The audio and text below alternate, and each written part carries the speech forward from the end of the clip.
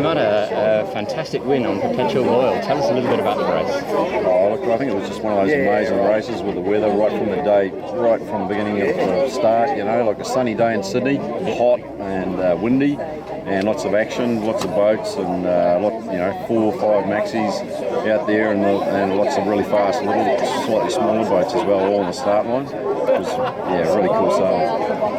And Anthony alluded to the fact that people hadn't expected the boat to be going as well as it was. You were right up there with Wild Oats until she retired. So what's the difference in the boat at the moment? Our preparation, and we're running a slightly different crew this year. So we have a few guys from the Comanche crew, the winning crew from last year, and they're all very happy that they now have the record. And I know that the Comanche are probably a little bit.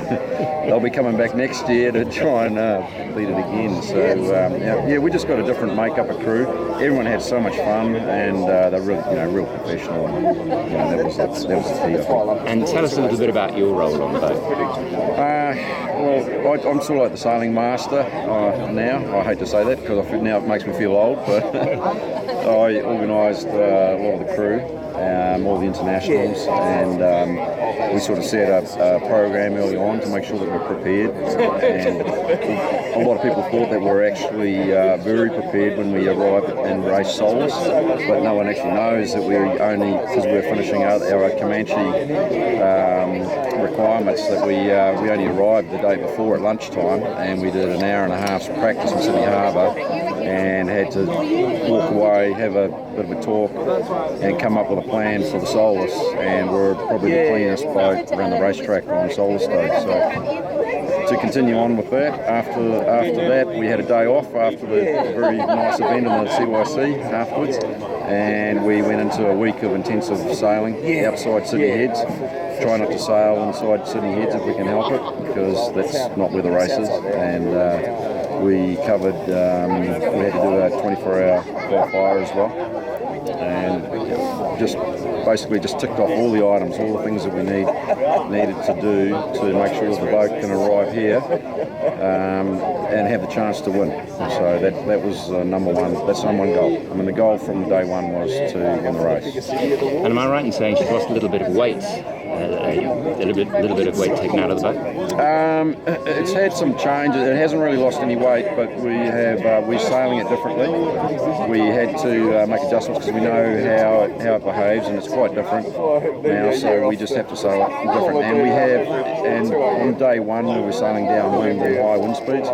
We have very good helmsmen, the best in the world. It's easy. They can do it in daylight, dark, no problem whatsoever. So that gained us, 20, 30 miles down the racetrack compared to what's probably happened in the past. And you say you had to sail the boat differently. Tell us a little bit about what's different. It's just lots of little things, really. We use a little bit of dagger board more often than other boats that I'm used to, and maybe sailing a little bit more like an early first generation Volvo 70 in a lot of ways, because the dagger boards are in the same configuration. The dihedral's out, and it's just old. It's slightly older, and with a little bit of an update, it would polish up and become like a seriously quick yacht. That's pretty impressive for a boat of its age, isn't it? I think so. It's but I mean, it has all the pedigree. It has a riding moment.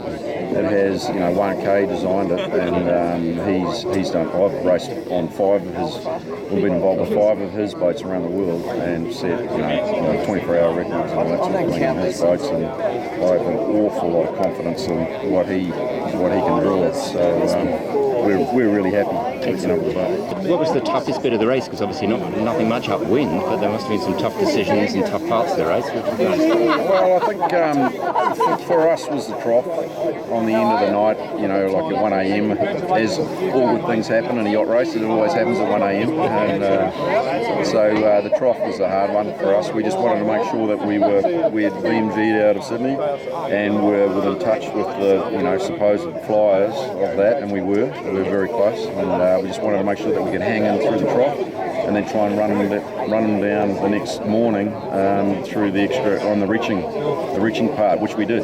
So excellent. And one last question: what are your plans? Back to Volvo?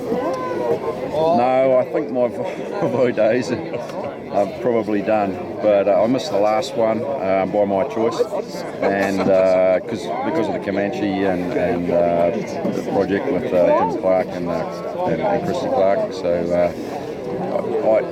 I'm just back, and I mean I really enjoy the shorter races now, and I'm in the Sydney Hobart. I mean it's amazing. I mean it's like everyone talks about the fast net and all that sort of thing, but for me, the Sydney Hobart it's 10 times the race. It's the same length. It's 10 times the race. You have 10 times as much fun, and well, you get to hang out with my Aussie mates. Tom Addis, Navigator on Perpetual Loyal, Line Honours winner and record breaker. How many Line Honours wins for you so far? I think it's 4. I'm not a big one for counting stuff, but Alfa Romeo in 09, and then a couple with Oates, and the previous record with Oates, and then this. So it felt very funny breaking our old record. This one was a lot easier in some ways, but yeah, just the right tool for the job, I guess. But got the Midas touch. Oh, no, it's not me. It's the weather. You know, these boats. When you design a boat, you got to choose where you want to put them. You know, do I want an upwind boat, a light air boat, a downwind boat, whatever? And this is a reaching boat, and it was a reaching race. So, yeah. And tell us a little bit about what the toughest decisions for you were as navigator. We knew our time to shine, you know, our time to make miles was in the sort of coming across Bass Strait in the windier reaching conditions, and leading up to that out of the starter was VMG downwind, which isn't our strong suit, and coming into the finish a bit of again VMG downwind and some possibly light unstable stuff coming into the finish. So we knew we had to make all our miles in that reaching stuff. So yeah, the key to the race really was setting up in that first stage in the first afternoon, just protecting ourselves really. Yeah, not limiting the losses and setting up for a good performance later. You know, it's and our desired sort of angle in that reaching stuff was quite different to Oates and Scallywag. They want wider angles, we want tighter angles. So yeah, we had to make our own decisions, and I always enjoy that process. I'm not big on following or rules or anything like that. I like sort of looking at each situation on its own merits, and we did a few good jibes and managed to stay in touch, and that's all we could really do there.